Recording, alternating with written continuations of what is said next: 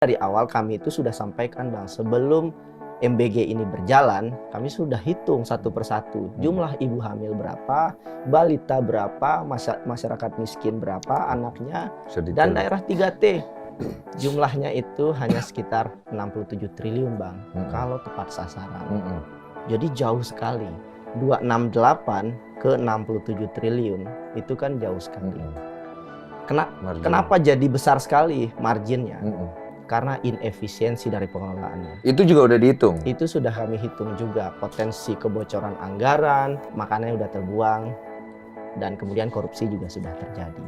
Jadi ada ruang sempit sebetulnya. Saya berharap pemerintah merombak total kebijakan ini. Bukan menghentikan? Rp 261 triliun hilang. Anggaran MBG 268 triliun, tapi target sasaran di 3T region cuma 7 triliun. Selisih 261 triliun. Akademisi bilang inefisiensi, food waste, korupsi sudah terjadi. Cukup bayar 870.000 guru honorer seumur hidup. Kemana uangnya? Jangan cuma diskusi doang di sini tapi nggak didengerin. Kalau gitu. Seandainya di delay perbaikannya sebulan aja, kan biaya satu hari itu 1, sekian triliun ya. Bisa menghemat ya. 30 triliun itu kalau hitung-hitungan sederhana ya, itu bisa membayar gaji guru, bahkan BPJS Kesehatan, PBI itu bisa di cover untuk menggratiskan semua mahasiswa. Kalau mau digratiskan ya di perguruan tinggi negeri itu hanya butuh sekitar 50 triliun. Jadi ada banyak kebutuhan lain, ini hanya sebagai perbandingan saja. Ada banyak kebutuhan lain yang jangan-jangan pemerintah perlu berpikir lebih arif. Stop MBG 3 bulan, selamatkan guru. 1 hari 1 triliun rupiah, 1 bulan 30 triliun rupiah, 3 bulan 90 triliun rupiah. Cukup bayar semua guru honorer, BPJS PBI, gratis PTN. Pensiunan guru SD 3 juta rupiah. Proyek MBG 268 triliun rupiah. Akademisi, penundaan 1 bulan hemat 30 triliun rupiah. Kemana uangnya? PPG-nya TNI berapa? Menuju 2.000 kalau TNI, polisi sudah 1.000-an lebih. Belum lagi ormas-ormas yang lain. Sepanjang pengelolanya punya konflik kepentingan, ini nggak akan selesai, Pak. Sama seperti kita membuat audit. Katakanlah sekarang kan dorongannya audit. Kayak pasang CCTV di kandang ayam, kita ingin tahu siapa yang maling. Tapi kalau yang maling adalah yang punya kandang ayam gimana? Nggak akan itu ya? Nggak akan bisa. Nah, sebetulnya logik-logik ini sesederhana membahasakannya ke publik saja. Saya dosen, saya akademisi, peneliti. CCTV di kandang ayam. Dapur MBG dikuasai Parpol, TNI, Polri, Ormas. TNI 2.000 SPPG, Polri 1.000 plus. Akademisi, CCTV sia-sia kalau pencurinya pemilik kandang. Audit tanpa ubah struktur sama dengan percuma. Konflik kepentingan harus dihentikan. Selama ini tidak akan selesai. Ini harus diinvestigasi. APBN hilang, mungkin bisa kita kembalikan. Nyawa ini nggak bisa kembali. Dan ini anak-anak ex-mahasiswa, mereka mencari kerja. Ada 8 juta pengangguran di Indonesia hari ini, dan 1 jutanya itu perguruan tinggi. Dan tahu nggak Bang, yang meninggal kemarin adalah mahasiswa, dia sarjana perguruan tinggi. Ini orang pintar yang kemudian nggak bisa mendapatkan lapangan kerja yang baik, dan kemudian menjadi manajer, manajer toko kelontong. Bahkan dia juga nggak tinggal di desa tempat dia lahir. Dari segi keadilan pun juga aneh. Orang di desa itu harusnya pekerjaan adalah untuk masyarakat desa. Tapi ada orang lain di desa kemudian mengambil pekerjaan di desa itu. Jadi ada banyak irasionalitas dalam kebijakan ini. Sarjana mati di hutan, 8 juta menganggur. 5 korban Kopdes, salah satunya sarjana. 8 juta pengangguran Indonesia, 1 juta sarjana. Dana desa 6 miliar rupiah per desa tersedot. 76% kepala desa menolak. Akademisi, orang pintar tidak dapat kerja bagus, lalu dilatih di hutan sampai mati. Program ini harus dievaluasi total. Nyawa tidak bisa kembali. Bocornya itu video di luar itu langsung ditafsirkan sebagai keugal-ugalannya pemerintah terhadap sebuah program. Padahal mungkin ada benefit mental dan seterusnya. Udah pasti ada. Itu yang tidak dijaga. Iya, tapi ada korban jiwa juga. Nah, itu yang akhirnya menjadi polemik juga. Artinya kan gitu. Artinya kan Iya. apa? Kalau kamu nggak usah ada sosial media, nggak perlu di ini masukin ke barak, taruh di Pulau Edam sana misalnya. Udah lu training deh, push up mau apa itu tutup. Semua itu kan karena lu bocorin ke sosial media. Iya. Sudah tahu kondisi lagi panas, Iya. ngapain harus di feeding seperti ini keluar? Iya. Gitu loh. Kalau ke gue dari pemerintah itu sudah pasti kita kan berduka sekali dengan hilangnya 5 nyawa itu ya. Iya. Pemerintah menanggung duka sedalam-dalamnya untuk itu. Tapi sebenarnya ada kesalahpahaman juga nih tentang Latsarmil itu. Itu tidak latihan dasar militer yang bagaimana untuk menyiapkan untuk perang gitu ya. Karena ada yang di dalamnya itu peserta yang disable juga ada. Jadi memang tujuannya bukan fisik memang, tapi pembentukan karakter, disiplin, integritas gitu. Karena lulusannya ini nanti ya yang akan kembali ke desa ini yang akan menggerakkan perekonomian desa. Dengan Disabilitas dilatih militer, 5 tewas. Pemerintah, bukan pelatihan perang, ada peserta disabilitas. Tujuan, karakter building. Fakta, 5 peserta meninggal. Akademisi, APBN hilang, nyawa tidak bisa kembali. Pelatihan untuk membangun karakter, tapi justru merenggut nyawa. Di mana letak kesalahan? Karakter dibangun, nyawa melayang. Menolak negara memberikan makan pada rakyatnya. Iya. Itu kewajiban negara. Iya. Kita bahkan juga nggak menolak bansos itu ditutup, dihentikan dan lain-lain. Kita hanya ingin bilang sekarang hak mereka 15.000 tapi dipangkas oleh penyelenggara negara setengahnya, sehingga yang mereka terima, saudara-saudara kita terima itu sangat-sangat kecil sekali gitu. Dan lagi-lagi Bang, yang menyakitkan kan itu juga dana pendidikan. Iya, ikut masuk di situ ibaratnya. Pasti ada trade off ya, secara tidak langsung dirasakan oleh sekolah-sekolah, perawatan sekolah, Guru honorer. beasiswa, guru Iya, honorer. iya. Bayangkan Bang, untuk bayar gaji guru honorer itu sebetulnya hanya butuh 5% dari APBN. Tapi kenapa tidak terwujud sampai hari ini? Saya dibesarkan oleh guru SD.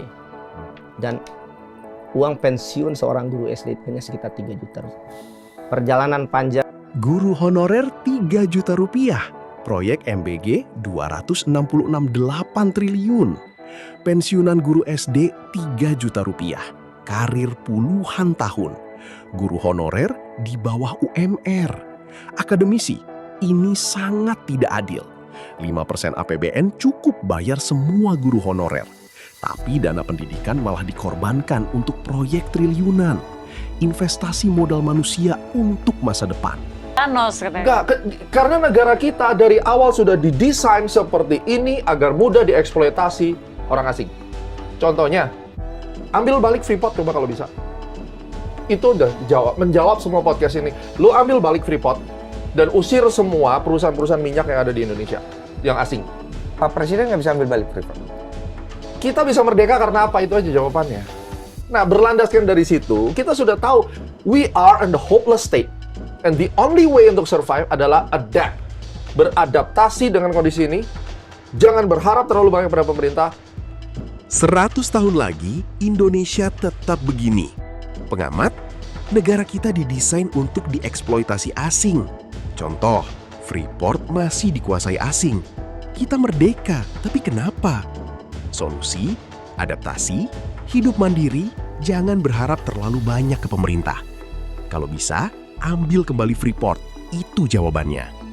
Ini udah tercium, Bang. Korupsinya udah tercium. Ya diakuin saja. Maksudnya gitu. salah satu contoh menutup bangkai ya. Mohon maaf ya Mbak Uta. Salah satunya bikin survei bahwa ini A, B, C, D disukai masyarakat. Karena saya sampai sekarang belum melihat metodologi detailnya ya. Mungkin bisa dikirim.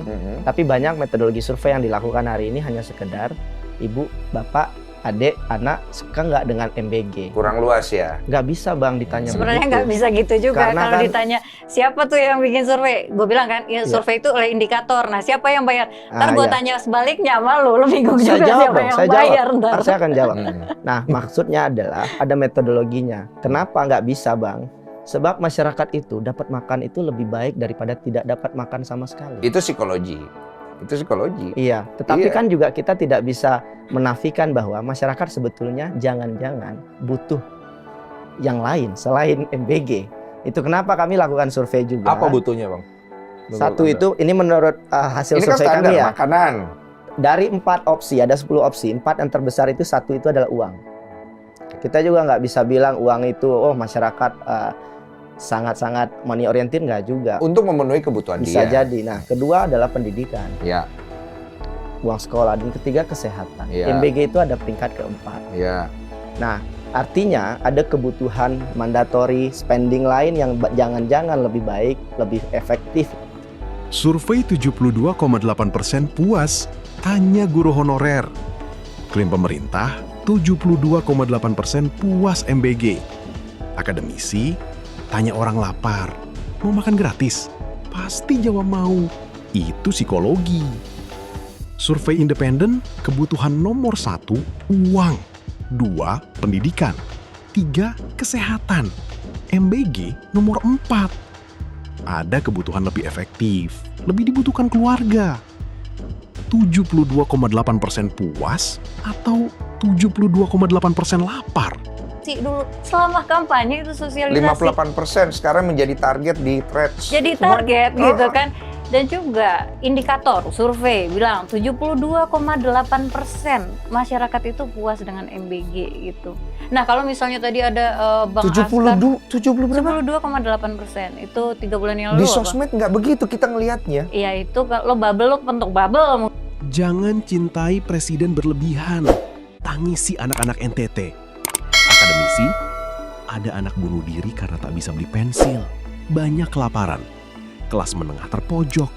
Tangisi mereka, bukan presiden. Dan kritik bukan pengkhianatan. Mereka yang 40% mengkritik bukan karena benci. Mereka rakyat Indonesia, mungkin lebih mencintai negaranya. Kritik adalah bentuk cinta yang lebih bermakna. Ada lagi yang mau disampaikan nggak? Boleh terakhir aja. Boleh, silakan. Kalau saya boleh memberikan saran, Ya. menjadi Bakom sekalipun, tidak perlu dan tidak harus mencintai presiden. Andai ada yang harus ditangisi sekarang bukan Pak Presiden. Ada anak yang meninggal bunuh diri di NTT, nggak Ya, bisa itu saya beli pensil. Ada banyak yang kelaparan, ada kelas menengah yang terpojok. Tangisi mereka, nggak perlu menangisi presiden, tidak perlu mencintai presiden berlebihan. Pak Presiden itu manusia 2 triliun. Dan ini refleksi sederhana sebetulnya. Jadi gunakan saja bahasa masyarakat, karena siapapun yang ada di pemerintah itu perwakilan masyarakat. Pak Presiden menjadi presiden bukan untuk 58%. Andai ada yang 40% ini mengkritik Pak Presiden, itu bukan karena dia benci, dia adalah rakyat Indonesia. They are part of this country. Bahkan mereka bisa jadi sayang sekali dengan negaranya. Jadi menurut saya 72,8% puas.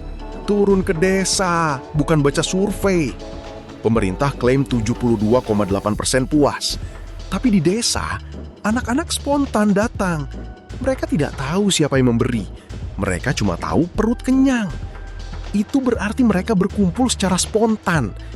Tapi survei metodologinya dipertanyakan. 72,8% puas atau 72,8% lapar? Terima kasih sudah menonton. Jangan lupa like, komen, dan subscribe. Sampai jumpa kembali.